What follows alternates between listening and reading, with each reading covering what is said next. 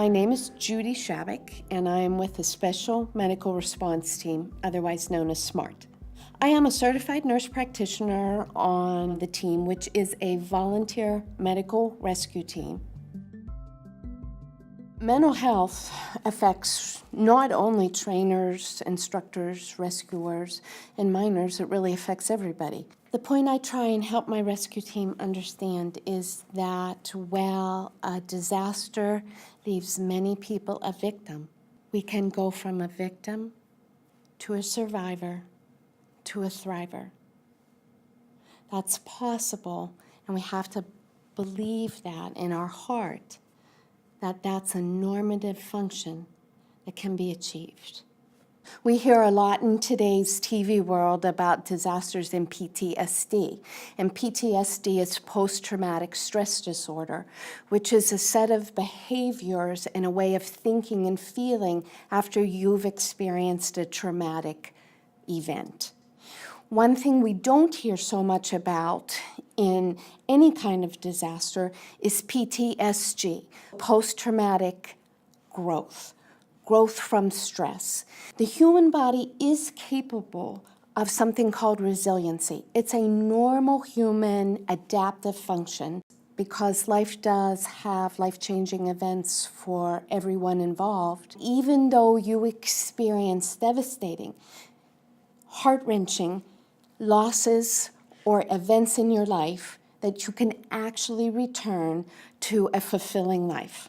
This concept of resilience is something true. Some people genetically are a little easier to developing this, but it can be taught to everybody. Everybody can develop resilience. Let me give you a quick formula for resiliency, and it goes like this. When you see something negative in your life, if you can counteract it with 3 positive statements, you can help promote this natural resiliency. I feel blank, sad, mad, frightened, angry, worried, confused, and I am grateful for, and you say 1, 2, 3 things. Another way to start mental health before you even enter into a mine is the 5-3-1, doing 5 minutes meditation, prayer, or even daydreaming a day. 3 statements of gratitude before you go to bed at night, and 1 act of random kindness a day. Okay, so before I am preparing for a disaster, I do a couple of things. The first thing is talking with your family and having your own disaster plan. The joke between my husband and myself, my husband being a miner, is where's the safety deposit key? It's a code word that we know where our important documents are, where our important numbers are. If we're to be separated for any event, we could be prepared with important papers and financially. The other thing that I prepare is a grounding object. Taking something that you can put in your to-go kit that reminds you of your values, it reminds you of your mission, reminds you of your loved ones at home.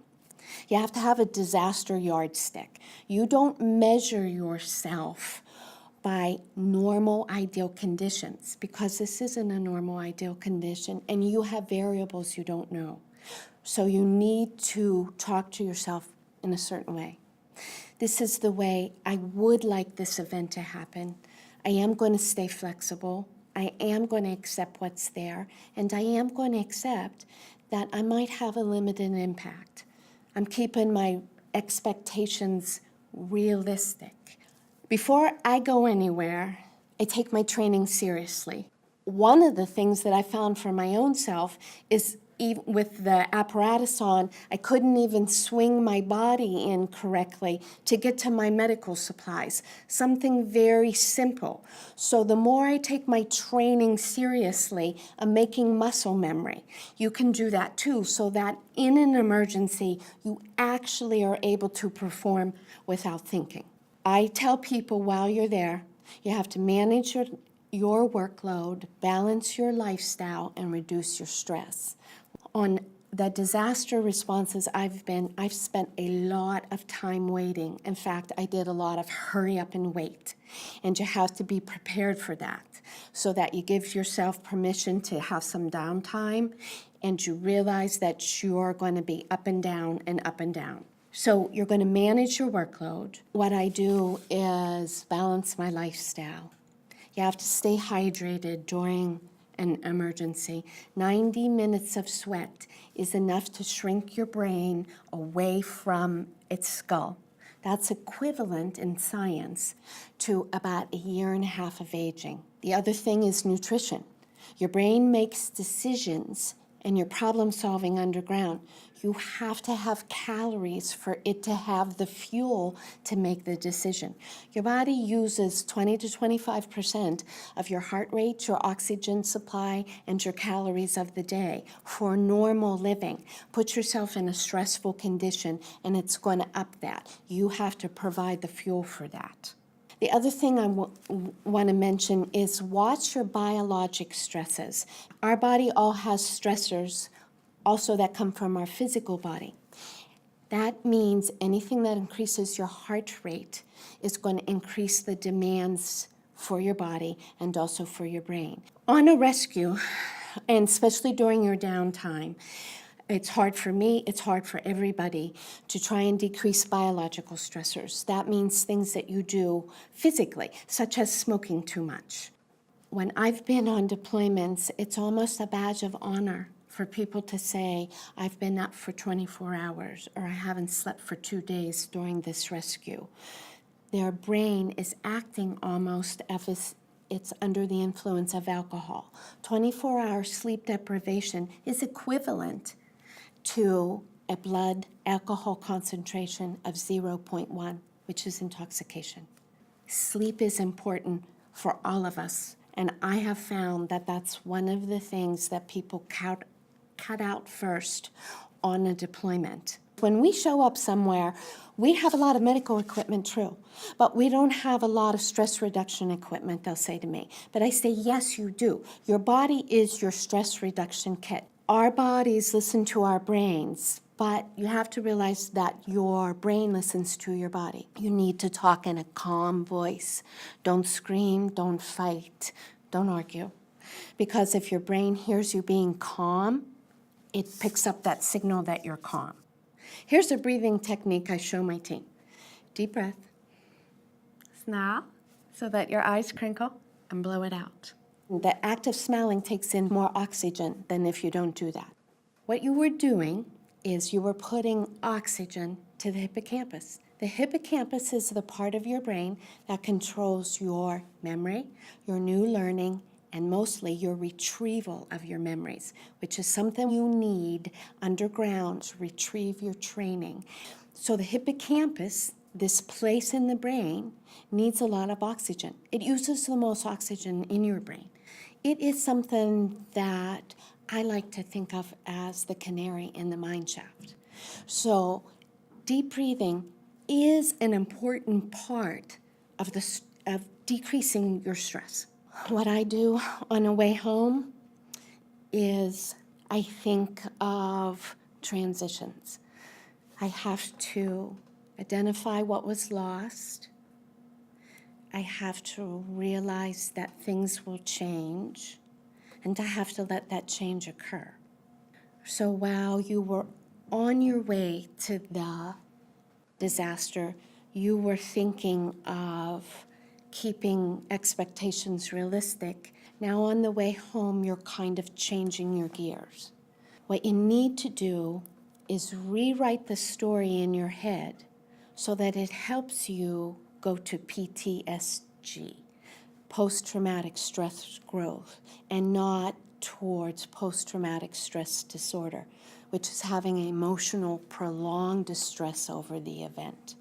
There's a study that shows that if you write out the story 4 days in a row, changing the ending with every story, you can actually change your ability to grow and learn from that instead of having continual distress from that.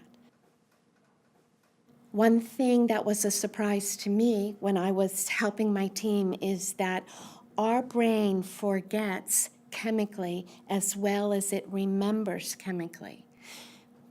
What does that mean? That means that forgetting is an active biological process that you can do. What I found in my experience for after the event, and this is what I recommend to my team, get yourself a board of directors, and I like to call them a board of wellness directors. So get a person who will listen without fixing. I do a lot of that on my team. I listen. I don't fix their recollections. I listen. Second is find a catalyst. A catalyst is something that inspires you, that whether that's a movie of someone who's overcome something, a radio story, a book, or finding a community member. The third one is a wise elder. And that's something, a spiritual person perhaps, that will help you keep the big picture so that you can put together all the puzzle pieces as you put the story together in your mind. We know that the most vulnerable time to develop post-traumatic stress disorder, or the inability to move on and integrate your experience, is 6 months to a year.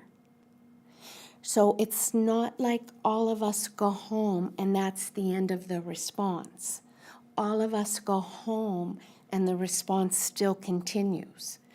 I caution my team members, the most common delayed stress response is substance misuse. Adults can use substances to numb, to dull the experience, but that goes against integrating the experience.